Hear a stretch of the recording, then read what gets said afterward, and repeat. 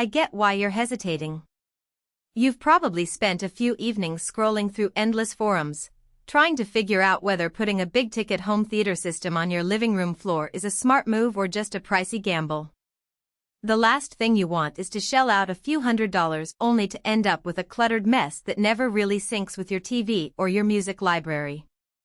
That's why, before you click Add to Cart, I'm going to walk you through the Bose Lifestyle SoundTouch 525 entertainment system the way a real buyer would: real-world setup, daily use, and the hidden trade-offs that matter once it's actually in your home. Link is in the description if you want to check the product details on Amazon. First off, let's talk about the kind of space this system is built for. The 525 is a component-based setup: 2 side speakers, a center channel, 2 rear surrounds, and a separate control console. It's not a single-box soundbar, it's a full-and-floor arrangement that's meant to fill a medium-sized living room, roughly 12 by 15 feet, with dynamic surround sound that Bose claims is customized to your room. In practice, that means you'll spend a little time during the guided setup letting the console measure the room and adjust the speaker levels. If you're comfortable moving a few cables and positioning speakers, the calibration feels intuitive. A simple on-screen prompt walks you through placing the speakers exactly where the system expects them. For people who are less tech-savvy or who want a plug-and-play experience, this extra step can feel like a barrier, but once it's done, the system really does hold its own in balancing dialogue and bass. Now, who should actually consider this? If you love streaming movies on a 4K TV and you also have a fairly extensive music library that you pull from multiple sources, say, Spotify playlists, a local NAS drive, and a few internet radio stations, the 525 shines.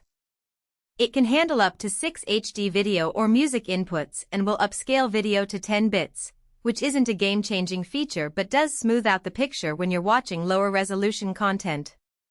The built-in Wi-Fi streaming means you can use the Bose app on your phone to pull audio from Spotify or your personal library without needing a separate receiver. If your nightly routine is a mix of Netflix, occasional Blu-ray movie nights, and background music while you cook, the 525 offers a on-a-stop solution.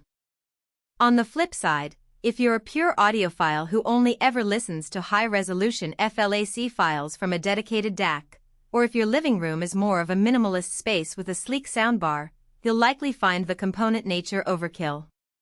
Let's get into practical strengths. The first thing you'll notice once everything is calibrated is how clean the dialogue sounds. The center channel is purpose-built to focus speech, so movie lines and TV show dialogue stay clear even when the action is loud. I've seen a lot of home theater setups where the bass overwhelms the mids, but the 525's dynamic surround system keeps the low end from drowning out the story. If you frequently host friends for game nights, that clarity extends to chat and multiplayer titles, making it easier to hear teammates without constantly adjusting the volume.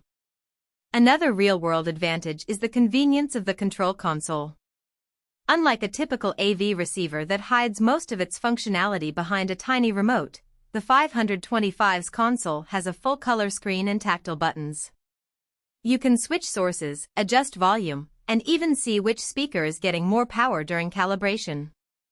That visual feedback eliminates a lot of guesswork that usually comes with older receivers. For households with multiple users, kids, grandparents, roommates, having that clearly labeled interface reduces frustration when someone else wants to change the source. On the downside, the system isn't as flexible as a traditional receiver and amplifier combo.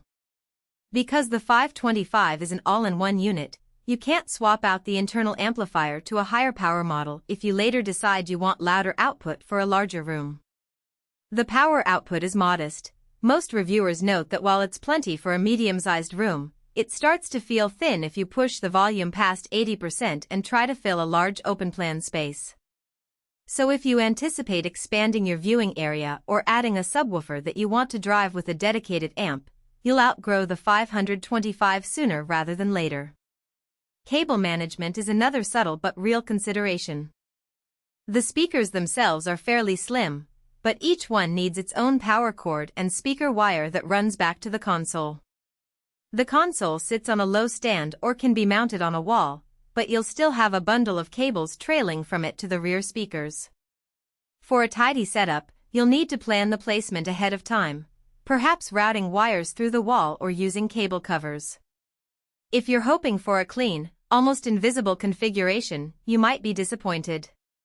The streaming side of the system also has a practical limitation. While you can wirelessly stream Spotify and other services, the